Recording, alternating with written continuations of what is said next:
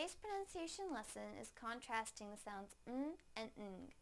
First, I will use each sound in a word.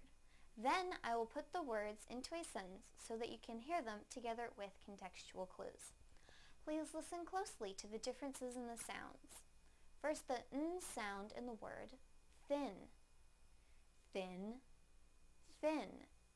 Now the ng sound in the word thing, thing, thing. Now I will use them both in a sentence. That thing is thin. That thing is thin. That thing is thin. Thank you for watching CartoonEnglish.tv's pronunciation lesson. Come visit our website for free lessons, games, and chat.